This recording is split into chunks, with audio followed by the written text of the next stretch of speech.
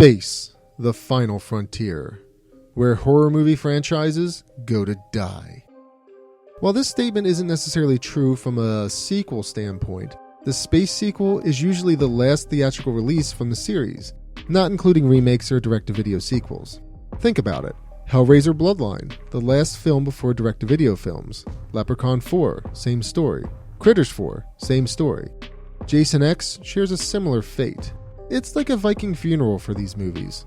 Let's launch these bad guys into space, some writer probably shouts as he gets the last check from whatever company is producing the film. In any case, Jason X is the 10th installment from the Friday the 13th series. At this point, Jason has killed many a camp counselor, fought a psychic, took Manhattan, and even went to hell. So it only makes sense that he goes to space. The movie starts off at the Crystal Lake Research Lab. Wait, what? No, that checks out apparently. I mean, sure, why not? We're about to take Jason into space, all bets are off. Anyway, old Jason has been captured and is being studied at the research lab. In between trying to figure out the nonsense from the 9th movie, the researchers there are investigating Jason's regenerative abilities. But we wouldn't have a movie if Jason didn't escape, and that's exactly what he does. He finds his machete close by and gets right to work. Jason is lured into a freezer where he's cryogenically frozen. Of course, he takes the last remaining lab worker with him as he pierces the freezer door with his machete. Jason and the lab worker thawed out 445 years later, and we basically get a typical Friday the 13th movie, but in space! There are androids, virtual reality, and healing nanobots. There are some things that don't change though, and that's young adults looking to have a fun time. This enrages Jason, and he goes around killing people aboard the ship after he's thawed out. He does eventually meet his match though when the android blasts him to pieces. Unfortunately for them, Jason's body ends up being healed and he becomes half human, half machine, and completely badass. This Jason is known as Uber Jason, and he's even more unstoppable than before. The rest of the film plays out like a typical slasher film. Do the good guys stop Jason? Well, yes, but probably no. This is a slasher film after all.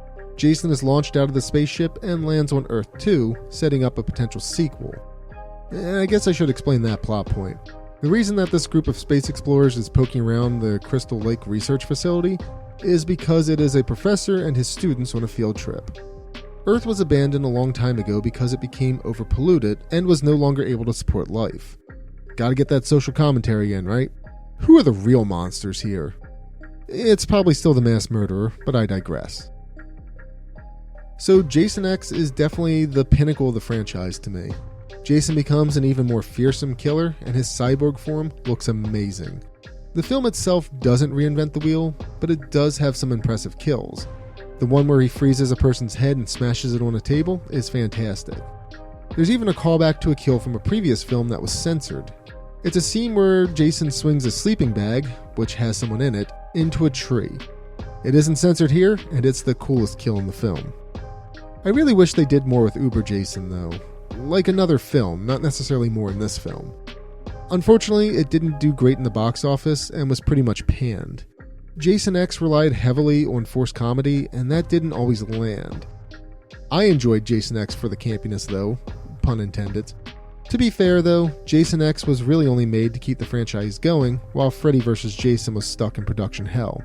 In any case, give Jason X a watch, it's a pretty fun ride.